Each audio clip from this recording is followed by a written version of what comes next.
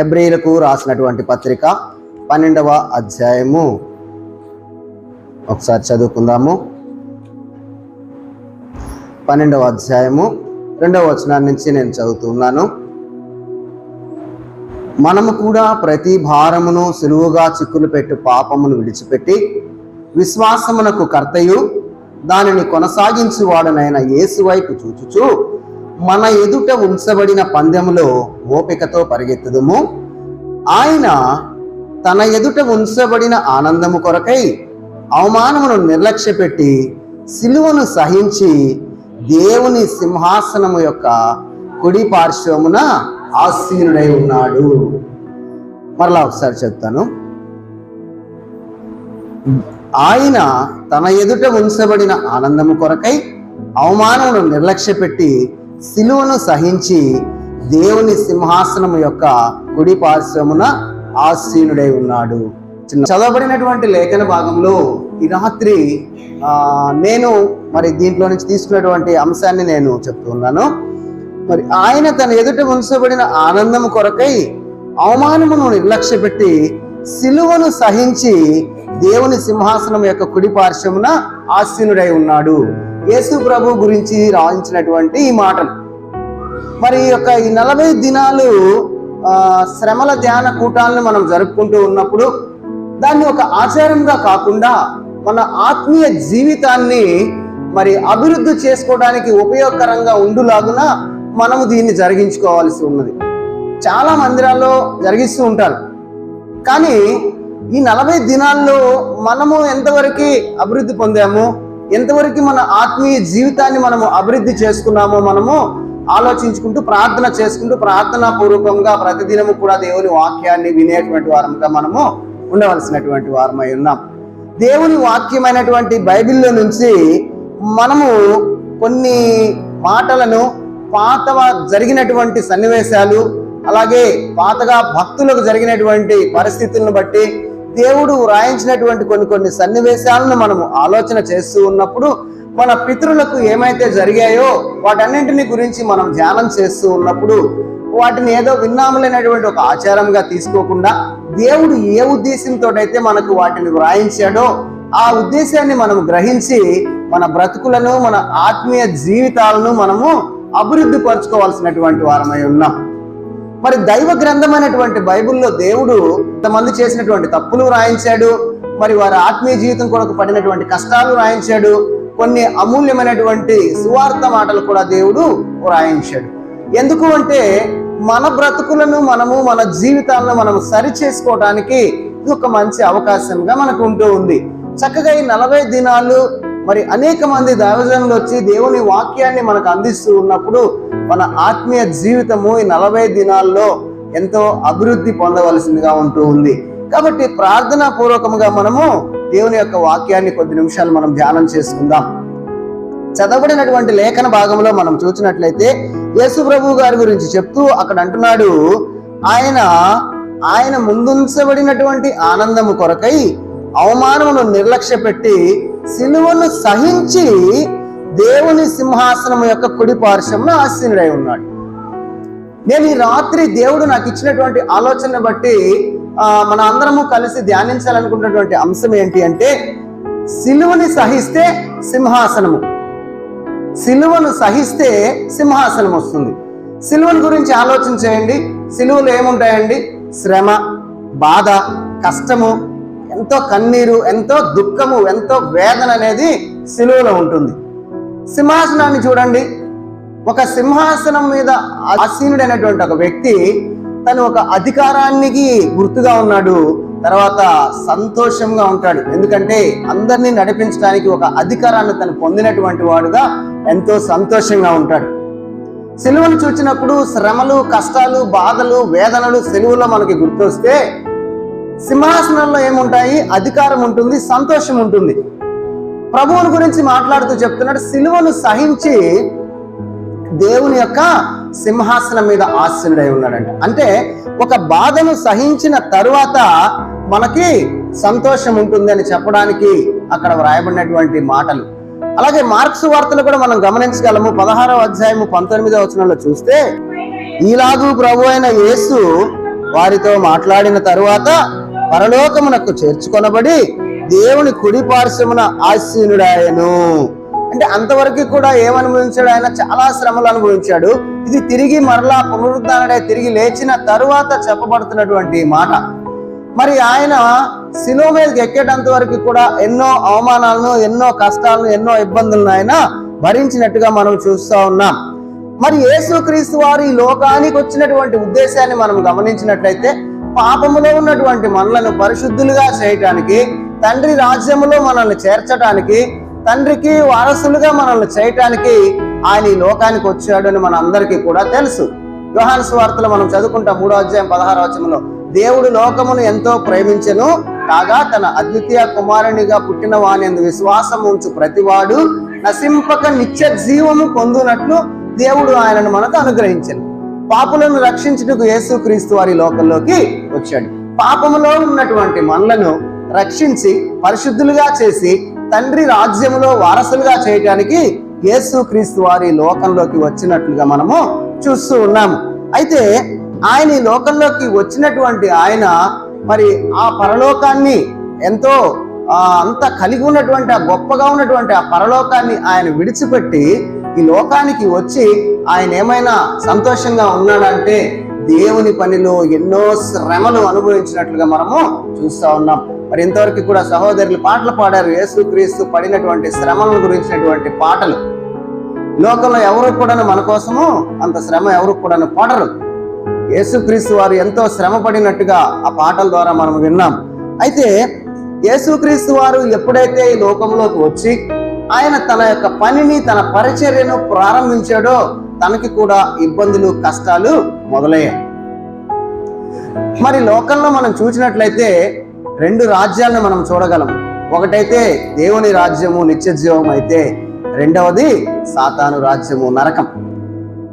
మరి మత్తయి సువార్త 7వ అధ్యాయంలో రాయబడి ఉంటుంది, ఇరుకు ద్వారము ప్రవేశించండి, నాశనమునకు పోవు ద్వారము వెడల్పును, ఆ దారి విశాలమై ఉన్నది, దాని ద్వారా ప్రవేశించువారు అనేకులు.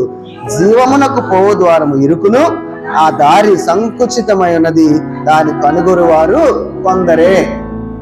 మరి ఈ లోకంలో మనం ఉన్నప్పుడు, లోకములో ఉండి మనము కూడాను సాతాను రాజ్యంలో ఉన్నప్పుడు, యేసు ప్రభువుని ఎరగకుండా ఉన్నప్పుడు ఎలాంటి సమస్యలు, ఇబ్బందులు ఎవరి వలన మనకి రావు. ఎప్పుడైతే దేవునిని తెలుసుకొని యేసు ప్రభువుని అంగీకరించి దేవుని రాజ్యాన్ని పొందడానికి మనం ప్రయాసపడుతూ దైవ మార్గంలో ప్రయాణం చేస్తూ ఉన్నామో ఏది పట్టుకున్నా కూడా అన్ని ఆటంకాలే. మరి బంధువుల వలన వస్తాయి, స్నేహితుల వలన వస్తాయి, ఇరుగు పొరుగు వలన వస్తాయి, అనేక మంది వలన మనకు ఆటంకాలు వస్తూ ఉంటాయి. కానీ చాలా మంది చెప్తా ఉంటారు, ఏదైనా చిన్న సమస్య వచ్చినా కూడా ఇది నాకు సాతాను వాడు కలిగించాడంటే, సాతాను వాడు కలిగించడానికి సాతాను రాజ్యంలో మనం ఉన్నప్పుడు మనకి ఏ సమస్యలు కూడా రావు. దేవుని రాజ్యానికి ప్రయాసపడుతూ ఉన్నప్పుడు అనేకమైనటువంటి సమస్యలను మనం చూడగలం. కుటుంబ పరంగా ఎదుర్కొంటాము, స్నేహితుల పట్లంగా ఎదుర్కొంటాము, మనము చేసేటువంటి పనిలో మనము అనేకమైనటువంటి సమస్యలను మనము ఎదుర్కొంటూ ఉంటాం. అందుకే చెప్తున్నాడు, జీవానికి వెళ్ళేటువంటి మార్గము ఇరుకుగా ఉంటుందంట. దాంట్లో కష్టాలు ఉంటాయి, శ్రమలు ఉంటాయి, వేదనలు ఉంటాయి. మరి నాశనానికి పోయేటువంటి మార్గము దానికి అడ్డమే లేదు. ఏ పని చేసినా ఎవరు కూడాను అడగరు. ఈరోజు క్రైస్తవుని అనేక మందిని హింసిస్తూ ఉన్నారు. క్రైస్తవేమో అని అంటేనే ఏదో వేరేదిగా మాట్లాడుతూ, ఇష్టానుసారంగా మాట్లాడుతూ ఉన్నారు. క్రైస్తవులుగా మారినటువంటి వ్యక్తి ఎవరికైనా నష్టాన్ని కలిగిస్తూ ఉన్నారా? ఎంతో పాపులుగా ఉన్నటువంటి వాళ్ళు, చెడు మార్గంలో నడుచుకున్నటువంటి వారు దేవుని వాక్యాన్ని విని వారి బ్రతుకులు మార్చుకొని చక్కగా జీవిస్తున్నటువంటి వారు అనేక మంది ఉన్నారు. లేదు, వాళ్ళు చెప్పుకున్నటువంటి ధర్మంలో ఇప్పటికీ వరకు ఉన్నటువంటి వాళ్ళు ఎంతమంది మారినటువంటి వాళ్ళు ఉన్నారు. క్రైస్తవుల వల్ల వచ్చేటువంటి నష్టమేమి కూడా లేదు, మంచిగానే జీవిస్తూ ఉన్నారు. ఇప్పుడు మనం దేవుళ్ళలోకి రాకముందు అనేకమైనటువంటి అలవాట్లు మనకు ఉంటాయి. మగవాళ్ళుగా చాలా మంది సిగరెట్లు తాగేవాళ్ళు ఉంటారు, మందు తాగేవాళ్ళు ఉంటారు, పాన్ పరాగులు తినేవాళ్ళు ఉంటారు, ఇంకా అలవాట్లు ఉండేటువంటి వాళ్ళు ఉన్నారు. వాటన్నిటిని కూడా మానేసి దేవుని సన్నిధిలో చక్కగా పరిశుద్ధంగా జీవిస్తూ ఉన్నారు, దేవుని వాక్యంలో ఆనందిస్తూ. ఎవరికి నష్టం కలిగించారు? ఎవరికి కూడా నష్టమేం కలిగించలేదు. కానీ ఎందుకు వ్యతిరేకం అంటే సాతాను చేసేటువంటి క్రియలు దేవుని రాజ్యానికి వెళ్లకుండా మనల్ని చేయటానికి అనేకమైనటువంటి పన్నాగాలతోటి అది మనల్ని వ్యతిరేకిస్తుంది. ఎప్పుడైతే యేసుక్రీస్తు వారు కూడా దేవుని పనిని మొదలు పెట్టడానికి తను బాప్తిస్మం తీసుకొని దేవుని పనికి మొదలు పెట్టడానికి సంసిద్ధుడు అవుతూ ఉన్నాడో, ఎప్పుడైతే బాప్తిస్మం తీసుకున్నాడో వెంటనే తనని సాతాను కూడా శోధించడం మొదలుపెట్టింది. మత్తయి సువార్త మరి 4వ అధ్యాయంలో మాటలన్నీ కూడా చదువుకోగలము. మొట్టమొదట ఈ రాళ్ళని రొట్టెలు తీసుకొని తినమన్నది. ఆ తర్వాత నువ్వు పైనుంచి దూకు, దేవుడు తన దూతలకు నిన్ను ఆజ్ఞాపించి నిన్ను కాపాడుతాడని చెప్పింది. ఆ తర్వాత ఈ లోక రాజ్యాల మహిమంతా కూడా నాకు ఇవ్వబడింది, నీవు నాకు మొక్కితే నేను నీకు ఇస్తాను అనేటువంటి అనేకమైనటువంటి శోధనలు. లోకంలో ఏమున్నాయి? శరీరాశ, నేత్రాశ, జీవకుడంబం. ప్రతి మనిషి మీద కూడా సాతాను అవే ప్రయోగిస్తుంది. మనకు చాలా చాలా సంఘాల్లో సమస్యలు రావడానికి, గొడవలు రావడానికి కూడా కారణం ఏంటో తెలుసా? అధికారం కోసమే గొడవలు వస్తాయి. అది ఎవరు ప్రేరేపిస్తారు? సాతాను వాడు ప్రేరేపించేటువంటి పని. ఎవరైనా ఒకడు గొప్పవాడుగా ఉండాలనుకున్నప్పుడు ఆ వ్యక్తి దాసుడుగా ఉండాలి. కానీ మనమేం కోరుకుంటాము? మనము అధికారాన్ని కోరుకుంటాం. అధికారాన్ని కోరుకునే విధంగా సాతాను మనల్ని ప్రేరేపించి దేవునిలో నుంచి మనల్ని పక్కకు తీసుకువెళ్తా ఉంది. యేసు ప్రభు వారు కూడా దేవుని పని ఎప్పుడైతే ప్రారంభించాడో ఆయనను కూడా సాతాను శోధించడం మొదలుపెట్టింది. అయితే ఆయన దేవుడుగా సాతాను ఎదిరించాడు. ఎప్పుడైతే ఆ శోధనకు నిలబడ్డాడో వెంటనే ఆయనకి ఎవరో దేవదూతలు వచ్చి పరిచర్య చేసినట్టుగా అక్కడ మనము చూస్తా ఉన్నాం. మరి ఆయన యొక్క సువార్త పనిలో అనేకమైనటువంటి అద్భుతాలు చేశాడు, అనేకమైనటువంటి స్వస్థతలు చేశాడు. మరి చనిపోయినటువంటి వారిని లేపినట్టుగా మనం చూస్తా ఉన్నాం. అనేక మందిని దయ్యాలు పట్టినటువంటి వాళ్ళని విడుదలకు గ్రహించినట్టుగా చూస్తా ఉన్నాం. మరి దేవుని వాక్యాన్ని ప్రకటిస్తూ సువార్త పనిలో భాగంగా అనేకమైనటువంటి అద్భుతాలు, స్వస్థతలు ఇవన్నీ చేస్తూ ఉన్నప్పుడు మరి వారి యొక్క స్వంత వారే ఆయన్ని వ్యతిరేకించినట్టు మనం చూడగలం. అక్కడ ఉన్నటువంటి సమాజ పెద్దలు, తర్వాత సంఘ పెద్దలు కానీ, శాస్త్రులు, పరిసయ్యులుగా, ధర్మశాస్త్ర పండితులుగా ఉన్నటువంటి వారందరూ కూడాను ఆయనను వ్యతిరేకించినట్టుగా, అనేకమైనటువంటి ఆటంకాలు ఆయన కల్పించినట్టుగా మనము ఆయన్ని చూడగలం. వాళ్ళే కాదండి, తన ఇంటి వారే తనకు విరోధులుగా ఉన్నట్టుగా మనము చూడగలము. మరి యోహాను సువార్త 7వ అధ్యాయంలో అక్కడ కొన్ని మాటలు మనం చదువుకోగలము. ఆ తర్వాత యూదులు ఆయనను చంపవెదికినందున యేసు యూదయలో సంచరించనొల్లక గలిలయలో సంచరించుచుండెను. యూదుల పర్ణశాలల పండుగ సమీపించను కనుక ఆయన సహోదరులు ఆయనను చూచి, నీవు చేయుచున్న క్రియలు నీ శిష్యులు చూచినట్లు ఈ స్థలము విడిచి యూదయకు వెళ్ళుము అని అంటే 5వ వచనంలో చెప్తారు. అక్కడ ఆయన సహోదరులైనా కూడా ఆయన యందు విశ్వాసం ఉంచలేదండి. యేసుక్రీస్తు వారు ఎప్పుడైతే పరిచర్య మొదలు పెట్టాడో వెంటనే అన్ని ఆటంకాలు, మొట్టమొదటిగా సాతాను శోధన వచ్చింది. ఆ సాతాను శోధనని ఆయన జయించాడు. ఆ తర్వాత మరలా ఆ సమాజంలో ఉన్నటువంటి వారందరూ కూడాను వ్యతిరేకులుగా ఉన్నారు.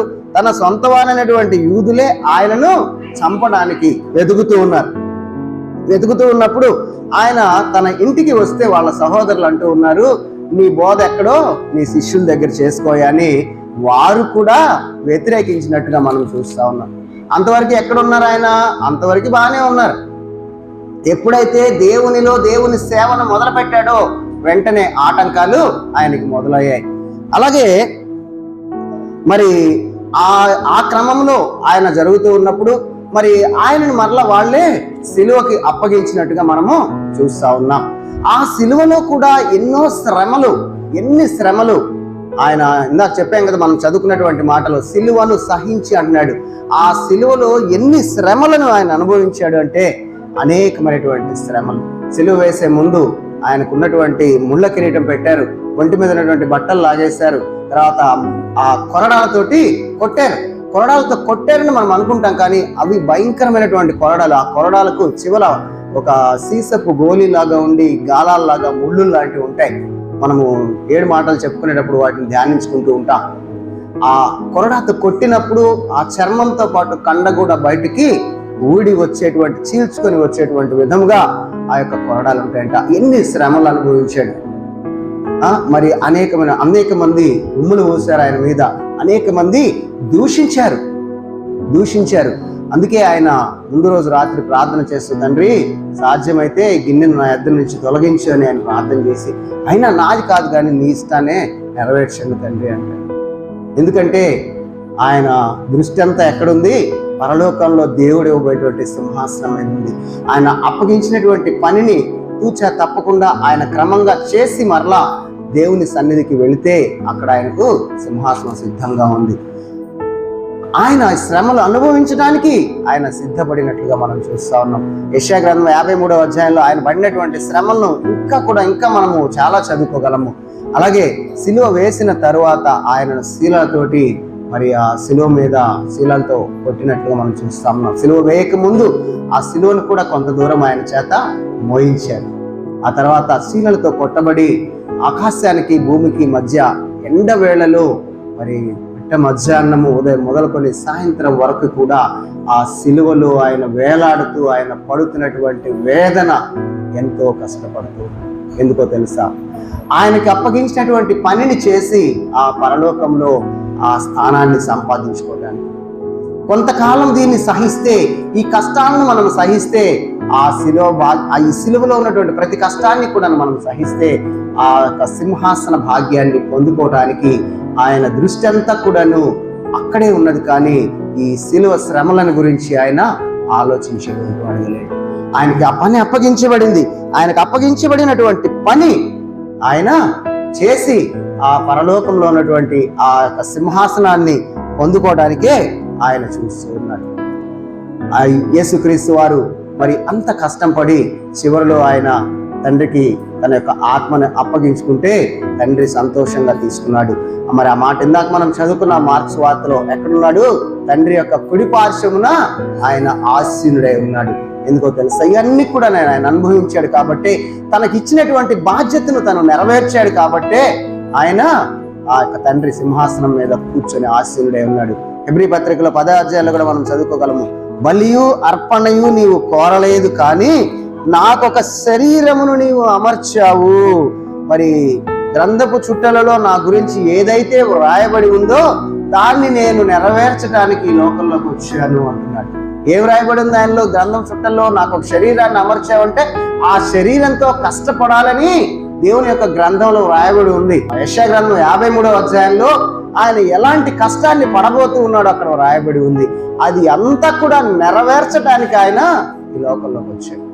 మానవ స్వరూపిగా మన ఆకారాన్ని ధరించుకొని మనకు నేర్పడానికి, మనల్ని సంసిద్ధులుగా చేయటానికి, తండ్రి రాజ్యంలో మనల్ని చేర్చడానికి ఆయన ఈ లోకంలోకి వచ్చి ఆయన ఎన్నో కష్టాలు పడి ఆ శిలువ శ్రమలు పడి చివరకు తండ్రి కుడి పార్శ్వమున ఆయన ఆసీనుడై ఉన్నాడు. ఆ సింహాసనాన్ని ఆయన పొందుకున్నట్టుగా మనం చూస్తూ ఉన్నాం. మరి ఆయనైనా మనకి లేవా శ్రమలు అంటే మనకు కూడా ఉంటాయి. మనకు కూడా చాలా మంది చెప్తా ఉంటాం, ఏమండి ఈరోజు నేను చాలా ఏదో గ్యాస్ తోటో తలనొప్పితోటో బాధపడుతూ ఉన్నానని చిన్న చిన్న సమస్యలు మనం చెప్తా ఉంటాం. అవి మనకి ఏమైనా సమస్యలా అండి? అవి మనకేం సమస్యలు కాదు. కానీ మనం పడేటువంటి సమస్యలు మనకి దాదాపు ఆంధ్రప్రదేశ్లో మనం అనుకుంటున్నాం, కానీ మనకైతే సమస్యలు లేవు. నేను గత 2-3 నెలల క్రితము గుజరాత్ రాష్ట్రానికి వెళ్ళి మా అబ్బాయి అక్కడ జాబ్ చేస్తుంటే అక్కడ ఉన్నాను. ఇంత సంతోషంగా అక్కడ కూర్చొని ఉండడానికి లేదు. మందిరాలు ఎక్కడో ఉంటాయి, ఊరు చివర ఎక్కడో చెత్త పడేసేటువంటి స్థలాల్లో ఉంటాయి మందిరాల్లో మైకులు ఉండవు, వాయిద్యాలు ఉండవు. మరి అక్కడే ఆ వాయిద్యాలు లేకుండా, మైకులు లేకుండా కొద్దిసేపు మాటలు చెప్పుకొని ఎంతమంది ఉన్నా కానీ అలాగా మాట్లాడవలసిందే, అలా మాట్లాడుకొని వెళ్ళాల్సిందే. ఏదైనా ఒక చర్చికి వెళ్ళాలంటే ఎన్నో కిలోమీటర్లు మనము పోవాల్సినటువంటి వారమైన. మామూలుగా మన ఊర్లో అయితే మనకి ఇళ్ళ పక్కనే చర్చిలు ఉంటాయి. చర్చిలో పాటలు మొదలు పెట్టిన తర్వాత మనము చర్చికి వస్తాం. మరి మనకైతే అది లేదు. వాళ్ళు అక్కడ కష్టాలు అనుభవిస్తున్నారు. దేవుని వాక్యం వినాలంటే ఎంతో బాధ అనుభవిస్తున్నారు, ఎంతో కష్టాన్ని వాళ్ళు అనుభవిస్తూ ఉన్నారు.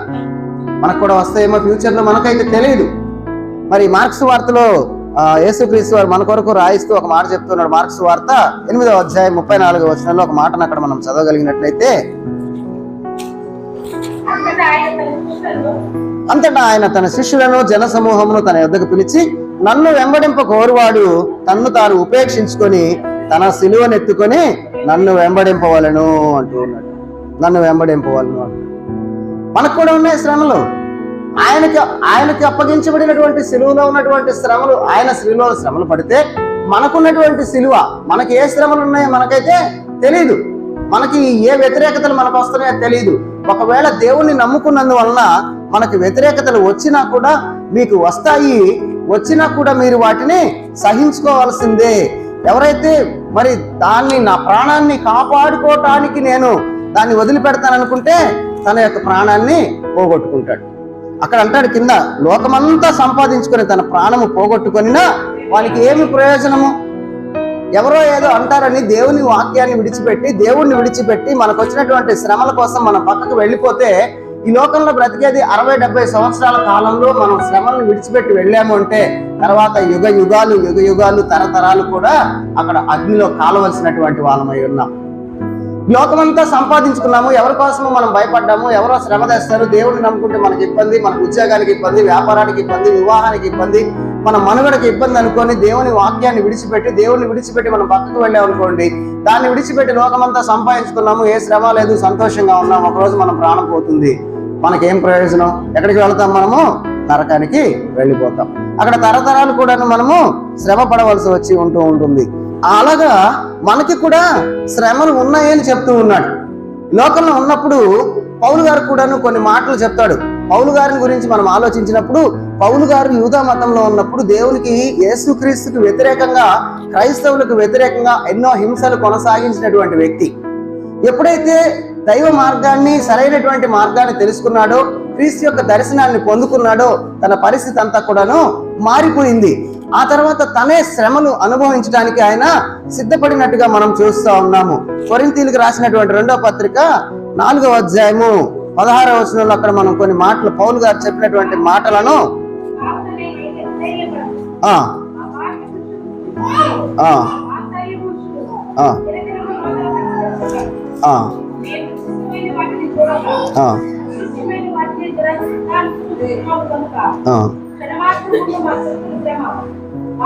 ఏమంటున్నాడండి?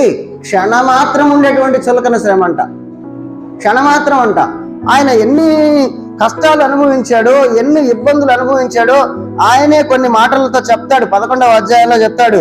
నేను మరి 11వ అధ్యాయం 23వ వచనంలో చెప్తూ, నేను క్రీస్తు పరిచారకును, మరి విశేషముగా ప్రయాసపడితిని, మరి అనేక పర్యాయములు చెరసాల్లో ఉంటిని, అపరిమితముగా దెబ్బలు తింటిని, అనేక మార్లు ప్రాణాపాయములో ఉంటిని, యూదుల చేత 5 మార్లు ఒకటి తక్కువ 40 దెబ్బలు తింటిని, 3 మారు బెత్తములతో కొట్టబడితిని, ఒకసారి రాళ్లతో కొట్టబడితిని, 3 మారు ఓడ పగిలి శ్రమ పడితిని, ఒక రాత్రి మొగళ్ళు సముద్రములో గడిపితిని, అనేక పర్యాయములు ప్రయాణములోను, నదుల వలనైను, ఆపదల వలనైను, దొంగల వలనైను, ఆపదలోను, నా స్వజనుల వలనైను ఆపదలోను, అన్యజనుల వలనైన ఆపదలోను, పట్టణములో ఆపదలోను, అరణ్యములో ఆపదలోను, సముద్రములో ఆపదలోను, కపట సహోదరు వలన ఆపదలోను ఉంటిని, ప్రయాసపడితిని. కష్టముతోను, తరచుగా జాగరణతోను, ఆకలి దప్పులతో తరచుగా ఉపవాసములు చేయొచ్చు, చలితోనూ దిగంబరత్వంతోనూ ఉంటిని అంటూ ఉన్నాడు. ఎన్ని శ్రమలు పడ్డాడండి? ఆయన పడినటువంటి శ్రమలన్నీ కూడా ఏమంటున్నాడు? ఆయన చులకనైనటువంటి శ్రమలు అంటున్నాడు. ఎందుకో తెలుసా? ఆయన కూడా ఆ పైన ఉన్నటువంటి దాన్ని చూస్తూ ఉన్నాడు. ఆ పరలోకంలో శాశ్వతమైనటువంటి, అక్షయమైనటువంటి ఆ రాజ్యం కోసం ఆయన చూస్తా ఉన్నాడు. అందుకే చెప్తున్నాడు, మేము అధైర్యపడము, మా బాహ్య పురుషుడు కృషించుచున్నను, ఆంతర్య పురుషుడు దినదినము నూతనపరచబడుతున్నాడంట. శ్రమల ద్వారా తను ఏం నేర్చుకుంటున్నాడు? ఆత్మని ఉత్తేజపరుచుకుంటున్నాడంట. లోపల ఉన్నటువంటి ఆత్మీయ జీవితాన్ని శ్రమలు పడే కొంది ఆత్మీయ జీవితాన్ని ఉత్తేజపరుచుకుంటున్నాడంట. ఆత్మీయ స్థితిని తను పెంపొందించుకుంటున్నాడంట. ఎందుకంటే మేము దృశ్యమైన వాటిని చూడక అదృశ్యమైనటువంటి వాటిని నిదానించి చూస్తూ ఉన్నాము. దృశ్యమైన ఏంటి? మన ముందున్నటువంటి అన్ని ఆస్తులు కానీ, డబ్బులు కానీ, మరి ఏవైనా కానీ, ఉద్యోగాలు కానీ, మనకున్నటువంటి ఏ స్థితిగతులైనా కూడా మనకి కనిపించేటువంటిది. మనకి కనిపించినటువంటిది శాశ్వతమైనది, అదృశ్యమైనది ఏంది? పరలోకం. పరలోకాన్ని ఎవరు కూడాను చూచిన వాళ్ళు ఎవరు కూడాను లేరు. ఆయన అంటున్నాడు అదే, ఆ యొక్క అదృశ్యమైనటువంటి దాన్ని మేము నిదానించి మేము చూస్తూ ఉన్నాము. కాబట్టి అదేమంటది? క్షణమాత్రం ఉండేటువంటి చులుకరైనటువంటి శ్రమ. ఆయన శ్రమను అంతగా ఓర్చుకుంటూ ఉన్నాడు. ఎంతగా ఓర్చుకుంటున్నాడు. శ్రమలను ఓర్చుకొని ఆయన చులకనైనటువంటి శ్రమ అంటున్నాడు, అన్ని కష్టాలు పడి కూడా ఆయన, ఎందుకంటే ఆ యొక్క రాబోయేటువంటి ఆ బహుమానం కోసము ఆయన చూస్తున్నాడు. అందుకే చెప్తాడు తిమోతికి రాసిన 2వ పత్రిక 4వ అధ్యాయం 7వ వచనంలో, మంచి పోరాటము నేను పోరాడి తిని, మరి నా యొక్క పరుగుడు కడముట్టించి తిని, విశ్వాసమును కాపాడుకొంటిని, నా కొరకు ఇక మీదట నీతి కిరీటము ఉంచబడినది అంటూ ఆయన పడినటువంటి కష్టాలన్నీ కూడా పడి నాకు వచ్చేటువంటి శ్రమ క్షణమాత్రం ఉండేటువంటి చులకనైనటువంటి శ్రమ అని చెప్తూ ఆయన చెప్తున్నాడు, నా యొక్క పరుగుని నేను కడముట్టించాను. ఏం పరిగెత్తాడు ఆయన? ఎక్కడ కష్టపడ్డాడంటే సువార్త పనిలో కష్టపడ్డాడు ఆయన, సువార్త సేవలో ఆయన కష్టపడ్డాడు, సువార్త పనిలో ఆయన కష్టపడ్డాడు. దాంట్లో ఉన్నటువంటి ఆటంకాలన్నీ కూడా ఆయన ఓర్చుకున్నట్టుగా మనం చూస్తా ఉన్నాం. దాంట్లో ఉన్నటువంటి ప్రతి ఆటంకం కూడా ఓర్చుకొని, ఎంత శ్రమ వచ్చినా కూడా ఇది సులకనైనటువంటి శ్రమ, ఇదేముందులే, ఇది క్షణమాత్రం ఉండేటువంటి ఈ శ్రమే అని చెప్తూ ఆయన మరి చెప్తా ఉన్నాడు. ఆయన పడినటువంటి ఆయన చేసినటువంటి పని ఇక్కడ చెప్తున్నాడు. అపోస్తుల కార్యాలు 20వ అధ్యాయం 24వ వచనంలో, దేవుని కృపా సువార్తను గూర్చి సాక్ష్యం ఇచ్చుట యందు నా పరుగును నేను ప్రభు అయిన యేసు వలన పొందిన పరిచర్యను తుదముట్టించవలని నా ప్రాణమును ఎంత మాత్రము ప్రియమైనదిగా నేను ఎంచుకోలేదు. ఆయన ఏ పరుగు తుదముట్టించాడు? ఆయన దేవుని యొక్క సువార్త పరిచర్యలో ఆయన తన పరుగును తుదముట్టించి తన ప్రాణాన్ని ఆయనకి ప్రియమైందిగా ఎంచుకోలేదంట. చివరి చెప్తున్నాడు, నా కొరకు నీతి కిరీటం ఉంచబడింది అంట. మనము దేవుని పనిలో వచ్చినటువంటి కష్టాన్ని ఇప్పుడు మనం ఓర్చుకున్నామంటే మనకి గొప్ప బహుమానము రాబోతా ఉంది. దీనంతా కూడాను యేసు ప్రభు దగ్గర శిష్యులుగా ఉన్నటువంటి వారందరూ కూడాను అర్థం చేసుకున్నారు. యేసు ప్రభు దగ్గర శిష్యులుగా ఉన్నటువంటి వారందరూ కూడా అర్థం చేసుకున్నారు. యేసు ప్రభుని సిలువ వేసే టైంలో అందరూ వెళ్ళిపోయారు. తర్వాత యేసు ప్రభు పునరుద్ధరణ తిరిగి లేచిన తర్వాత ఆయన మాటలకు ప్రేరితులై అందరూ కూడాను ఎంతో స్థిరముగా నిలబడినట్టుగా మనం చూస్తా ఉన్నాం. అందరినీ కూడా, ఒక యూదా తప్ప మిగిలిన వాళ్ళందరూ కూడాను ఎన్ని కష్టాలైనా కూడాను స్థిరంగా ఉన్నట్టుగా మనం చూస్తా ఉన్నాం. వారందరూ కూడాను ఆ పరలోక రాజ్యాన్ని ముందుంచుకొని ఆ బహుమానం కోసం వారు కష్టపడినట్టుగా మనం చూస్తా ఉన్నాం. ఈ రాత్రి మరి ఆ శిష్యుల యొక్క మానాల గురించి నేను కొన్ని జ్ఞాపకం చేయాలని నేను ఆలోచన చేస్తా ఉన్నాను. ఈ శిష్యుల్లో మనం మొట్టమొదటిగా చూసినట్లయితే మత్తయ్య గారిని ఇథియోపియాలో ఆయన్ని చంపేశారు. వారు మొట్టమొదట్లో ఉన్నటువంటి వారు యేసు ప్రభువును సిలువేసేటప్పుడు ఎవరు కూడా కనిపించకుండా వెళ్ళినటువంటి వాళ్ళు, తర్వాత భయంకరమైనటువంటి మరణాలకు వెళ్ళినా కూడా వాళ్ళు సత్యాన్ని తెలుసుకున్న తర్వాత ఎవరు కూడాను దేనికి భయపడకుండా మరణానికి వాళ్ళని అప్పగించినట్టుగా మనం చూస్తా ఉన్నాం. మార్కు గారిని చూసినట్లయితే అలెగ్జాండ్రియా వీధులలో మరి రోడ్లలో ఈడ్చి చంపేసినట్టుగా మనం చూడగలుగుతూ ఉన్నాము. మరి లూకా గారు ఒక ఒలివ చెట్టుకి ఉరివేసి ఆయన్ని చంపేశారంట. యోహాన్ గారిని చూస్తే నూనెలో వేస్తే ఆయన చనిపోలేదని బ్రతికి వచ్చాడని మరలా తీసుకెళ్లి పద్మాసు ద్వీపంలో ఆయన్ని పడవేసినట్టుగా మనం అక్కడ చూస్తా ఉన్నాం. మరి పద్మాసు ద్వీపంలో ఆయన అక్కడ ఉండి మరి తన జీవిత కాలంలో ఆయన దేవుని యొక్క దర్శనంతో ప్రకటన గ్రంథాన్ని కూడా అక్కడ రాసినట్టుగా చూస్తా ఉన్నాం. పేతురు గారిని ఆ రోములో తల్లకిందులుగా సిలువ వేసినట్లుగా చూస్తా ఉన్నాము. ఇవన్నీ మనం చరిత్ర చదివినప్పుడు మనకు అర్థమవుతుంది మరి ఎంత త్యాగానికి, ఎంత పరిస్థితి కూడా శిష్యులు వాళ్ళు లోపరుచుకున్నట్టుగా మనం చూస్తా ఉన్నాం. యాకోబునైతే దేవాలయం శిఖరం పైకి తీసుకువెళ్ళి అక్కడి నుంచి తోసివేసినట్టుగా మనం చూస్తా ఉన్నాం. ఆంద్రేయకు కూడాను సిలువేసి ఆయనకి శిలువ మరణాన్ని ఇచ్చారు. మత్తీయ రాళ్లతో కొట్టి తర్వాత తల నరికేసి ఆయన్ని చంపేసినట్టుగా మనం చూస్తా ఉన్నాము. తోమాని మనందరికీ తెలిసినటువంటి విషయమే. చెన్నై ప్రాంతానికి వచ్చినప్పుడు ఆయన అక్కడ దేవుని సువార్తను ప్రకటిస్తూ ఉన్నప్పుడు ఆయన్ను చెన్నైలో ఇప్పుడు థామస్ మౌంట్ అనేటువంటి ఆ ప్రదేశంలో ఆయనను బల్లేలతోటి పొడిచి ఆయన్ని చంపివేసినట్టుగా మనము చరిత్రలో చూడగలుగుతూ ఉన్నాము. అలాగే జెబెదయి కుమారుడు అనేటువంటి యాకోబు కూడా తల నరకబడినట్టుగా మనం చూస్తాము. సీమోను కూడాను జిల్లెతే అనేటువంటి సీమోను కూడా సిలువ వేయబడి చంపినట్టుగా మనం చూస్తా ఉన్నాం. మరి ఇందాక పౌలు గారిని మనము చదువుకున్నాం. పౌలు గారిని కూడా నీరో చక్రవర్తి కాలంలో తల ఛేదించి ఆయన్ని చంపివేశారు, తలను నరికేసి చంపేశారు. మరి శిష్యులు కూడాను ఆ రాబోయేటువంటి ఆ యొక్క లోకాన్ని చూస్తూ, ఆ పరలోకాన్ని చూస్తూ, దేవుని సన్నిధిలో వాళ్ళు అనుభవించబోయేటువంటి సంతోషాన్ని చూస్తూ వాళ్ళందరూ కూడాను మరణానికి అప్పగించుకున్నారు. కానీ ఎక్కడ కూడా ఈ మరణం మా కష్టము, మేము దీంట్లో నుంచి తొలగిపోతామని వాళ్ళు చెప్పలేదు. మనం కూడా ఈ 40 దినాలు శిలువ శ్రమల ధ్యానాలు మనం చేస్తూ ఉన్నప్పుడు ఆచారంలాగా వచ్చి మనం వెళ్ళేటువంటి వాళ్ళంగా ఉండకూడదు. కానీ దినదినము కూడా వాక్యాన్ని మనం ధ్యానం చేస్తూ ఉన్నప్పుడు మన జీవితంలో కూడా మనకి శ్రమలు వచ్చినప్పుడు మనము పైనున్న వాటి వైపు చూసి ఈ లోకంలో ఉన్నటువంటి శ్రమలు క్షణమాత్రం కదా అని దేవునికి ప్రార్థన చేసి వాటి నుంచి తప్పించుకోవడానికి దేవుడు ఏ అవకాశం ఇస్తే ఆ అవకాశాన్ని మనము పొందుకోవడానికి సిద్ధపడేటువంటి వాళ్ళంగా ఉండాలి. కానీ దేవుని సన్నిధిని విడిచిపెట్టి మనము వెళ్ళేటువంటి వాళ్ళంగా ఉండకూడదు. ఈ మార్గం ఏదో నాకు ఇరుకుగా ఉంది, నేను దీంట్లో నడవలేను అని విశాల మార్గంలోకి మనం వెళితే రేపు యుగ యుగాలు కూడా అక్కడ బాధపడవలసినటువంటి వారమై ఉన్నాం. అంతేకాదు కానండి, మరి మొదటి శతాబ్దంలో అనేక మంది క్రైస్తవులుగా మార్చబడినారు. క్రైస్తవులుగా క్రీస్తుని అంగీకరించి క్రైస్తవులుగా చేయబడ్డారు. క్రైస్తవులుగా చేయబడిన తర్వాత అప్పుడున్నటువంటి రోమా ప్రభుత్వంలో 1వ శతాబ్దం నుంచి 300 వరకు కూడా 300 సంవత్సరం వరకు కూడా మరి అనేకమైనటువంటి హింసలను వాళ్ళు అనుభవించారు. ఒకసారి వాటిని మనము జ్ఞాపకం చేసుకుంటే ఆ శ్రమలను దేవుని కోసం వాళ్ళు అనుభవించారు. ఆ పరలోకంలో సింహాసనం పొందడానికి వాళ్ళ శ్రమలు అనుభవించారని మనం జ్ఞాపకం చేసుకుంటే మన ఆత్మీయ జీవితానికి కూడా అవి బలపడటానికి కారణంగా ఉంటాయి. ఆ శ్రమలు ఒకసారి మనం జ్ఞాపకం చేసుకున్నట్టయితే ఎవరైతే యేసుక్రీస్తు వారిని అంగీకరిస్తూ ఉన్నారో ఆ సమయంలో వాళ్ళు ఏం చేశారో తెలుసా?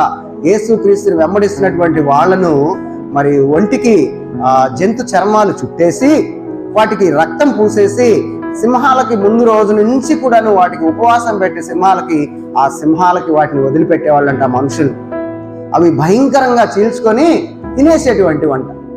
అంతేకాదండి, ఇంకా వాళ్ళకి జంతు చర్మంలో వాళ్ళని మూటగట్టి బ్రతికుండగానే ఎండలో పడేసేవాళ్ళంట. ఎందుకు? యేసు ప్రభువుని విడిచిపెట్టమని.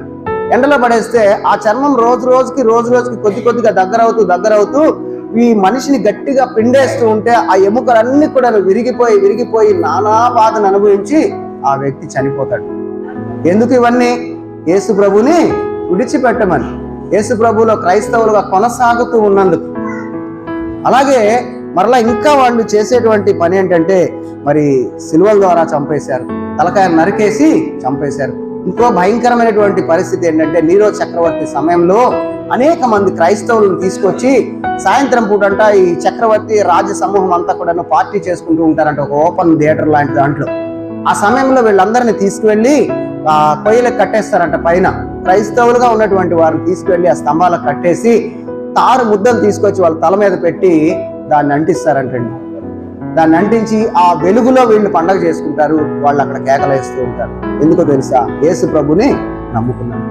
వీళ్ళందరూ కూడా ఈ శ్రమలు ఆ తారు కొద్దిగా కరుగుతూ మనిషి మీదకి వస్తున్నప్పుడు వీళ్ళు కేకలేస్తుంటే వీళ్ళు ఆనందపడుతూ ఉంటారు. ఆ వెలుగులో వీళ్ళు పండగ చేసుకుంటారు. చివరికి కాలి ఆ వ్యక్తి. మనకైతే ఆ శ్రమలు లేవు. మనకు వచ్చేటువంటి చిన్న శ్రమను బట్టే దేవుణ్ణి నమ్ముకున్న తర్వాత నాకు ఎన్నో శ్రమలు వస్తున్నాయి, ఆ బంధువులు దూరం అయ్యారు, మా బిడ్డలకు పెళ్లిళ్ళు కావడం లేదు, ఉద్యోగానికి వెళ్తే ఇబ్బంది పడుతున్నామని చిన్న వాటికే మనం చాలా మంది దేవుణ్ణి విడిచిపెట్టి వెళ్ళేటువంటి వారుగా మనం ఉంటున్నాం. కానీ మరి యేసుక్రీస్తు వారు మనకి ఈ లోకంలో వచ్చి నేర్పడానికి ఆయన సిలువను సహించి ఆ సింహాసనం కోసం చూశారు. మనకు వచ్చేటువంటి సిలువ ఆ శ్రమలు మనకు కాదేమో, కానీ మన జీవితంలో మనకొచ్చేటువంటి మనం ఎత్తుకున్నటువంటి సిలువలో ఎలాంటి శ్రమలు ఉన్నాయి మనకు తెలియదు. ఆ శ్రమలన్నింటినీ కూడా మనము ఓర్చుకునేటువంటి వాళ్ళంగా మనం ఉండాలి. ప్రకటన గ్రంథం 7వ అధ్యాయంలో యోహాను గారికి వచ్చినటువంటి దర్శనంలో కొన్ని మాటలు అక్కడ మనం చూడగలము. యోహాను గారికి వచ్చినటువంటి దర్శనంలో ఆయన అక్కడ అడుగుతున్నాడు. యోహాను గారి 13వ వచనంలోంచి మనం చూసినట్టయితే, పెద్దలలో ఒకడు తెల్లని వస్త్రములు ధరించుకొని ఉన్న వీరెవరు, ఎక్కడ నుండి వచ్చిరని నన్ను అడిగెను. అందుకు నేను, అయ్యా నీకే తెలియననగా అతడు ఈలాగు నాతో చెప్పెను, వీరు మహాశ్రమల నుండి వచ్చిన వారు గొర్రెపిల్ల రక్తములో తమ వస్త్రములను ఉదుపుకొని వాటిని తెలుపు చేసుకొనిరి అంటూ ఉన్నాడు. క్రీస్తు రక్తములో మన బ్రతుకులు సరిచేసుకొని ఒక మంచి మార్గంలో ప్రయాణిస్తున్నటువంటి వీరికి శ్రమలు వచ్చాయి. ఆ మహాశ్రమల నుండి వీళ్ళు వచ్చారు. ఇందాక మనం చెప్పుకున్నాం కదా శ్రమలు. ఆ శ్రమలలో నుండి వీళ్ళు వచ్చినటువంటి వారు గొర్రెపిల్ల రక్తంలో తమ వస్త్రాలు బ్రతుకుల్ని సరిచేసుకొని శ్రమలు అనుభవించి ఇక్కడికి వచ్చారు. కాబట్టి వాళ్ళు ఎలాగున్నారు అక్కడ చెప్తూ ఉన్నారు 15వ వచనం, అందువలన వారు దేవుని సింహాసనం ఎదుట ఉండి రాత్రింబగళ్ళు ఆయన ఆలయములో ఆయనను సేవించుచున్నారు. సింహాసనాసీనుడైన వారు ఆనే తన గుడారమును వారి మీద కప్పును. వారికి ఇక మీద ఆకలైనను దాహమైనను ఉండదు. సూర్యుని ఎండైనను ఏ వడగాలి అయినను వారికి తగులదు.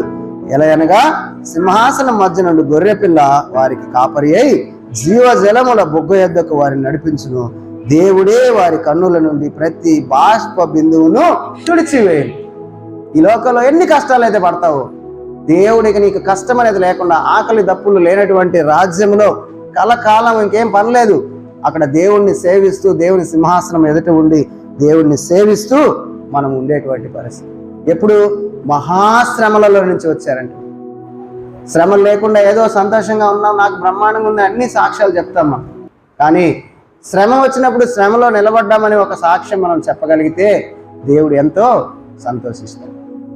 మరి క్రైస్తవులంగా మనము ఈ 40 దినాలు ఈ యొక్క శ్రమల ధ్యాన కూటాల్లో అనేకమైనటువంటి దైవజనుల ద్వారా అనేకమైనటువంటి మాటలు మనం వింటూ ఉన్నప్పుడు మన ఆత్మీయ జీవితాన్ని అభివృద్ధి పరుచుకొని ఈ లోకంలో మనకి ఏది కూడాను శాశ్వతం కాదని అనుకుంటూ ఆ పరలోకంలో తండ్రి ఇవ్వబోయేటువంటి ఆ సింహాసనం వైపు చూస్తూ మనం అందరము కూడాను ఆత్మీయంగా బలపడవలసినటువంటి వారమై ఉన్నాం.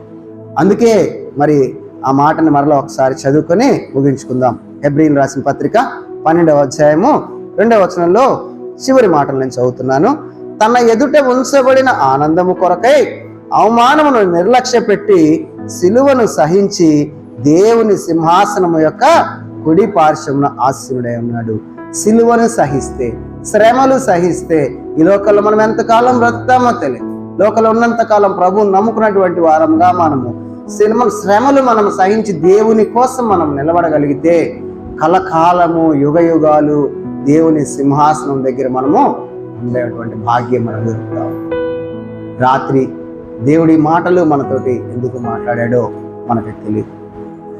మరి మాట్లాడినటువంటి ప్రతి మాటను బట్టి కూడా మనల్ని మనం సరి చేసుకుంటూ, ఎక్కడైనా ఒకవేళ ఏదైనా శ్రమ వచ్చి మనం దైవికంగా ఎక్కడైనా మనం తప్పిపోయామేమో మనల్ని మనం సరి చేసుకుంటూ ఆత్మీయంగా మనం అందరం కూడాను అభివృద్ధి పొందాలని ఈ మాటలు మన దేవుడు మన హృదయాల్లో ఫలింపచేయాలని కోరుకుంటూ మరి అవకాశం ఇచ్చినటువంటి దేవునికి అలాగే దైవజనులకు సంఘానికి వందనాలు తెలియజేస్తూ నా మాటలు నేను ముగిస్తున్నాను.